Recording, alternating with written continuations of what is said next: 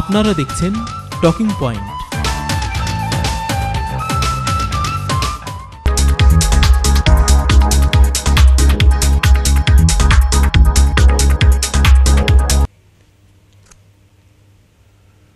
Welcome back, and thanks for staying with us with Talking Point and our guest, Councillor Desai.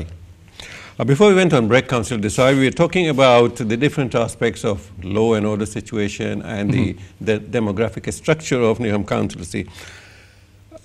Let us take one by one. What is the crime and law and order situation in the council, in Newham Councillorcy? I have been looking at some of the figures, and it seems that apart from Hackney, which comes almost near Newham, you have a figure which is 10.97, and this is I picked up from Metropolitan Police website. In your different wards, you have different figures. Antisocial behavior, 1,265. Violence against persons, theft from motor vehicles, robbery, personal, and residential burglary, which is, I think, 259 burglary and others. But antisocial behavior is the top. And what describes antisocial behavior? Well, there's two things I would say here.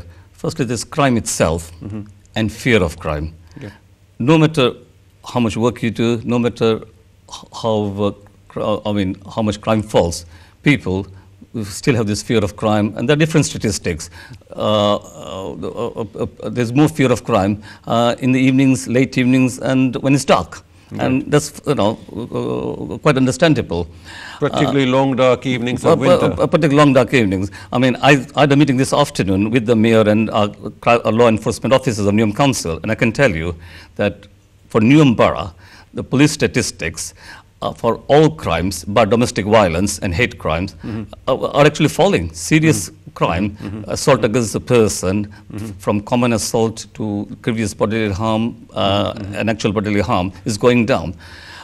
This is September 2012. Yeah, but you can take it from me that the figures, all recorded crime figures, for all categories except for domestic violence and hate crimes are actually going down significantly. And that's because of the joint working between us and the police, and I can give you examples of that. But I don't want to avoid your question, which is about anti-social behavior. Yeah. You got the Metropolitan Police, who now have to operate in the same climate as the rest of us. Right. Some would say they always had to operate in a climate of cuts. There's going to be massive cuts. They're the Conservative government, and it's not a party political point I make, it's a fact that they're actually imposing on the Metropolitan Police. So they quite understandably are concentrating on issues that the council can't deal with. But these cuts, many say, that they reflect the economic atmosphere, the economic flavor of the country right now, all over the world, really. I mean, there are cuts everywhere.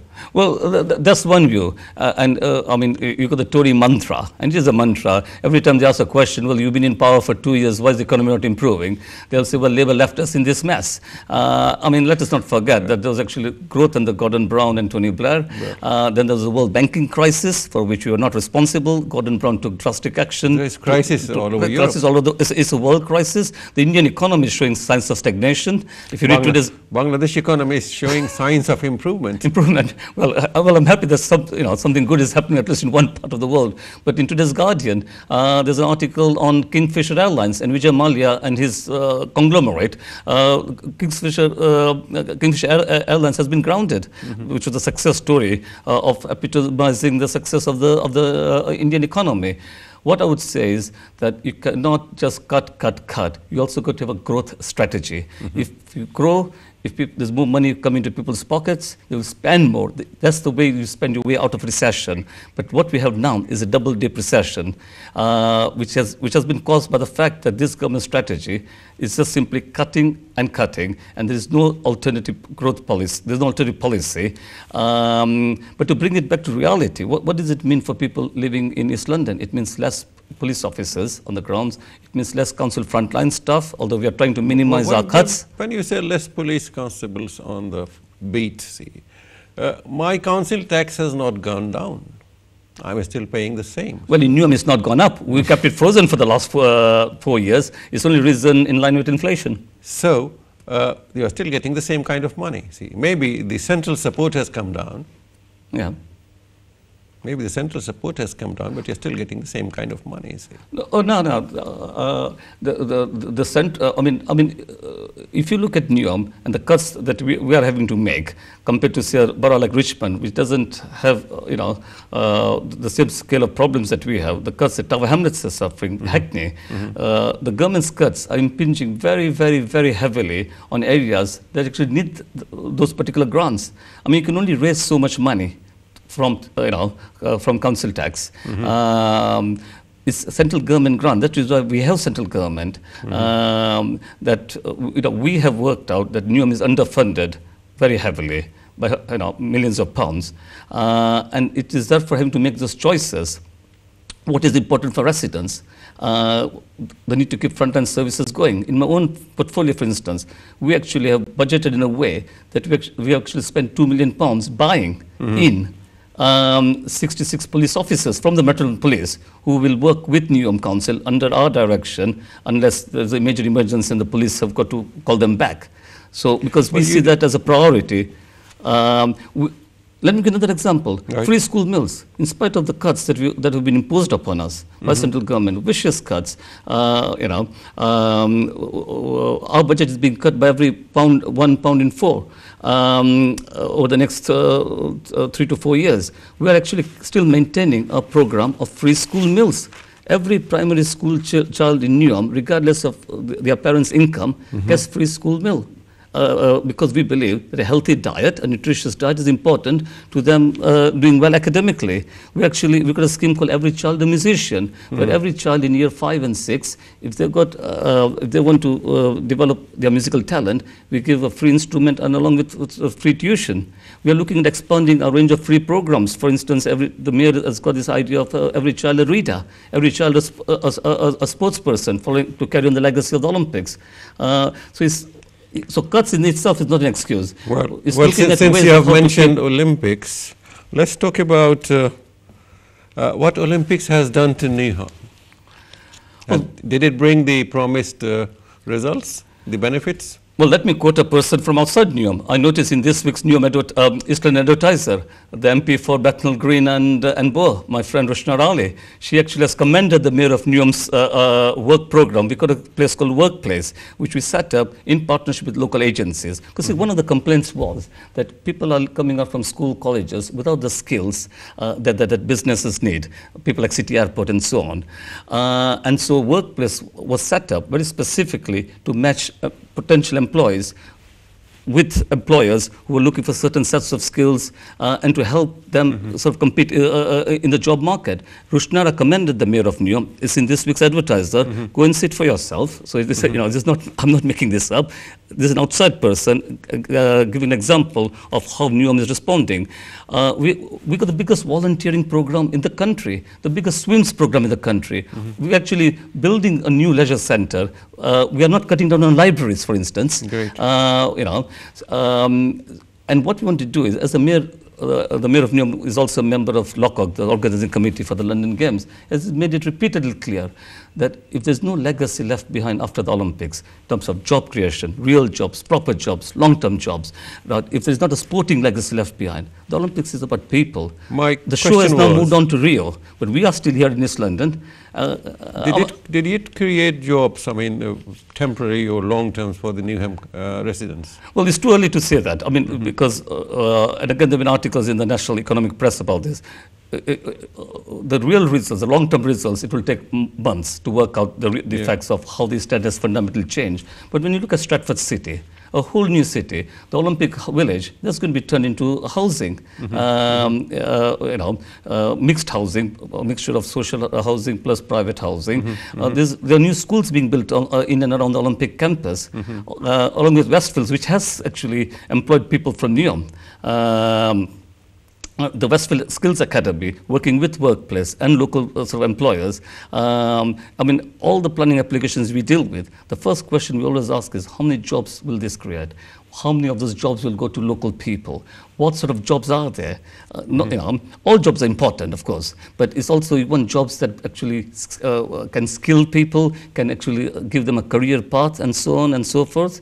You see, the East End, I mean, we missed many opportunities in the past. I'm going back 30, 40 years ago. Right. When, after the war, the world was changing. We had the rise of Japan and Germany. And in some ways, we're making up for lost time. But those of us who are in power today, we've got to learn from lessons of the past, some of the failed experiments where jobs were created, but for instance, many of our communities felt that that they were not benefiting from, say, what happened in Canary Wharf 20 years ago with the London Docklands Development Corporation. You then had extremist groups coming in and giving easy answers that your local council doesn't care about you, they only care about certain communities. Right. We have looked at those experiments, those lessons. We made sure that we actually get jobs out from the developers who want to develop the East End. Those jobs go to all our people, all our communities, and they're actually real jobs. So I would say the Olympic as a spectacle was excellent. I mean, the whole nation was hooked. I personally, I'm going to be honest, I didn't think it would be that successful a show. True. And I should know better, but it was I was spellbound by it. The way that Mo Farah, for instance, winning his 2 races, the whole country coming behind him. Right. It was Britishness. It united the country. It was Britishness in practice. People talk about building Britishness. That was building Britishness in practice. Right. The Union flag, which we say is our flag, which at one time the far right had hijacked for their own ends. Yes, whether we are British Bangladeshis, British Indians, British Africans, it actually united us, but it's now carrying that legacy on, not living on past glories. Right. And we are actually, as a council, looking at ways to develop that legacy, sporting legacy, a housing legacy, a physical legacy, jobs, regeneration. Right. We did very well. I mean, if you look at the medal table, we did very well. Absolutely. I think we came third. Probably much better than we had done before in other Olympics. Yeah, indeed. And as I say, that if that actually is a non-physical legacy of the Olympics, if that actually inspires a whole generation of people to take sports seriously, to live a healthy lifestyle, not just to compete. Not everyone is going to become a new Mo Farah or a new Jessica Ennis. But if it gives them a vision to inspire, to do better. I think the slogan of the Olympics, better never rest. Right. That's a slogan I think we should apply in our life in all its aspects. Better never rest. Yep. And that is the thing that is the thing that has always guided our political work in Newham, our program in Newham, that we got to constantly look at ways of new ways of developing the local economy, inspiring people, giving hope to people. But did you get the number of jobs that were promised that Newham will get during Olympics? Did you get Workplace has set up 5,000 jobs since it's been set up. But as I say, the long-term effects, we will get to know over the months and years to come. These things, there's a filter-down effect in terms of, I was reading somewhere that it created 100,000 jobs, see, but that was temporary.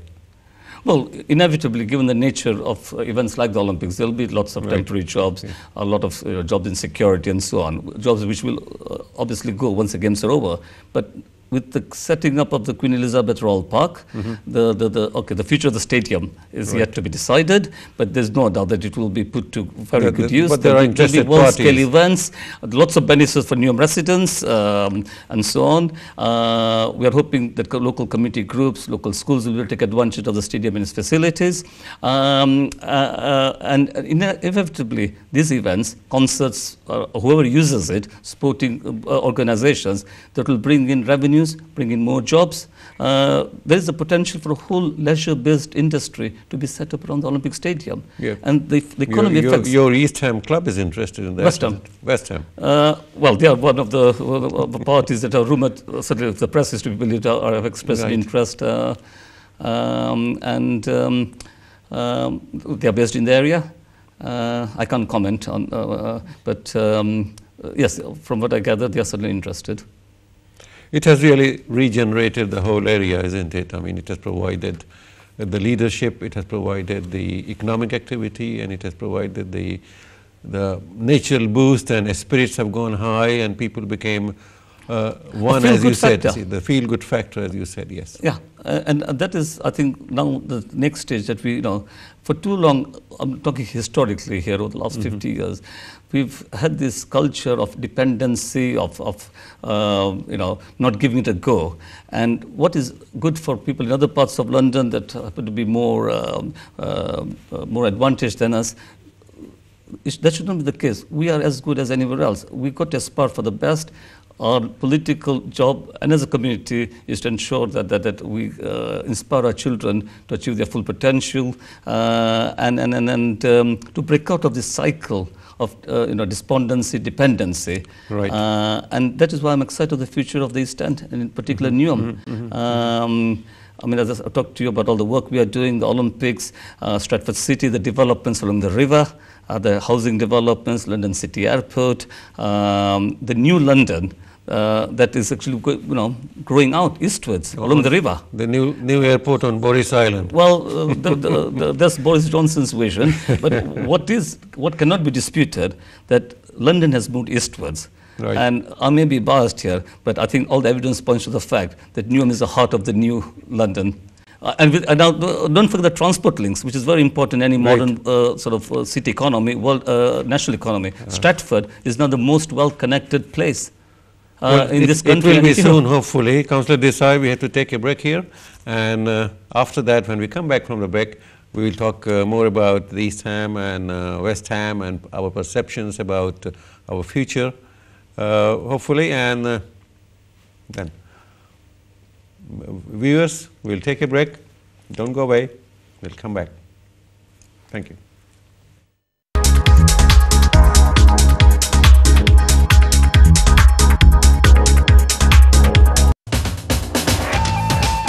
আপনারা দেখছেন talking point.